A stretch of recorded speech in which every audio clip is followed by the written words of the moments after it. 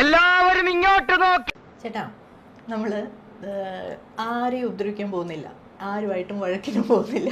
എന്റെ ദൈവമേ, ഏത് നേരത്താണാവോ നീ എന്നെ മല കയറ്റിയത്? ആർക്കും കൊട്ടേഷൻ കൊടുത്തിട്ടില്ല, ഒരു തരത്തിലുള്ള പ്രശ്നങ്ങളും ആരുമായിട്ടും ഉണ്ടാക്കിയിട്ടില്ല. പക്ഷേ വിനയം കാണിച്ചു എന്നതിൻ്റെ പേരിൽ നമ്മൾ ആവശ്യമില്ലാതെ ഒരുപാട് ട്രോളും കേൾക്കേണ്ടി വരുമ്പോൾ വിഷമം തോന്നാറുണ്ടോ?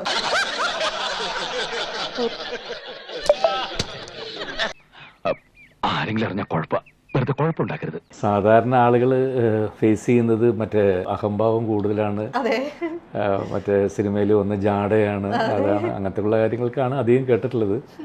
ഇതിന് ഞാൻ ആദ്യമായിട്ട് കേൾക്കുക. അതൊക്കെ ഗോപാലകൃഷ്ണൻ ഒരു നമ്പറല്ലേ? ഇത് എന്റെ ഒരു നമ്പറാ. എൻ്റെ ഒരു സ്ഥായിയായി എനിക്കത് മാറ്റാൻ പറ്റില്ല. അതിന്റെ പേര് താനിപ്പോ ഒത്തിരി ഓവറാവണ്ടെന്ന് കേട്ടല്ലോ. പ്രൂഫ്.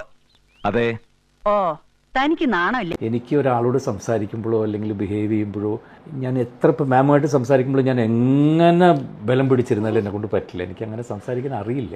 എന്തൊരു എളിമ, എന്തൊരു വിനയം. ശരിയാ. അത് നല്ല അടികൊള്ളാത്തതിന്റെ. അതങ്ങനെ എൻ്റെ ഒരു മുഖഭാവം അങ്ങനെ ആയിപ്പോയി, എൻ്റെ ശീലങ്ങൾ അങ്ങനെ ആയിപ്പോയി. അതല്ലാതെ എനിക്കൊന്നും ഒരു ആർട്ടിഫിഷ്യലായിട്ടൊരു ഫേസ് പിടിച്ച് അങ്ങനെ എനിക്ക് പറ്റില്ല.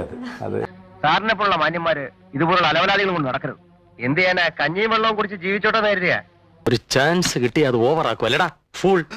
ശീലം കിട്ടിയത് ചെറുപ്പത്തിലേ ഉള്ള ഒരു ഇല്ല, ഒന്നും അങ്ങനെ ഞാൻ പ്രാക്ടീസ് ചെയ്ത് ഇങ്ങനത്തെ ഒരു ഫേസ് ഉണ്ടാക്കി അങ്ങനെ ഒന്നുമില്ല. എനിക്ക് അത് ജന്മനാ ഉള്ളതാണ്. ഞാൻ അങ്ങനെ ചിരിച്ച് സംസാരിക്കാറ്.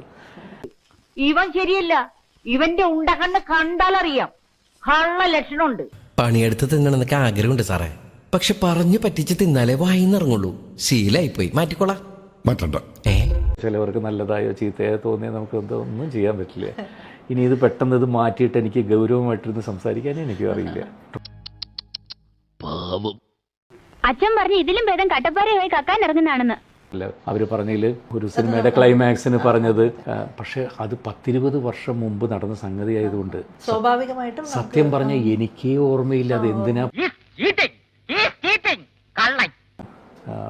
നമ്മൾ ചെയ്യുന്ന. അല്ലെങ്കിൽ ഈ ട്രോൾ എന്നെ എല്ലാവരും കളിയാക്കുന്നു, അതുകൊണ്ട് ഞാൻ നാളെ അഭിനയമൊക്കെ നിർത്തി ഞാൻ വേറെ എന്തെങ്കിലും പോവാന്ന് അങ്ങനെയും വെക്കാൻ പറ്റില്ല. കാരണം ഇത് ജീവിത തൊഴിലായി കഴിഞ്ഞ 10-38 വർഷമായിട്ട് ഈ ജോലിയാണ് ചെയ്യുന്നത്. അപ്പോൾ ഇത് അതിൻ്റെ ഒരു പാർട്ട്. നമ്മൾ അത് എന്നും നമ്മുടെ കൂടെ ഉണ്ടാവും എന്ന് നമ്മൾ വിചാരിക്കുക. അതല്ലേ ഇയാളെ പറയുന്ന നിനക്കില്ലേലും കേൾക്കുന്ന എനിക്കില്ലടാ ഒരു ചളുപ്പ്. ഇതാണ് ഇവിടുത്തെ വ്യവസ്ഥിതി. We are living in a very cruel society. ഇവിടുത്തെ ക്രമസമാധാന നില ആകെ താറാറിലായിരിക്കുന്നു. നിപ്പച്ചന് മനസ്സിലായില്ലേ?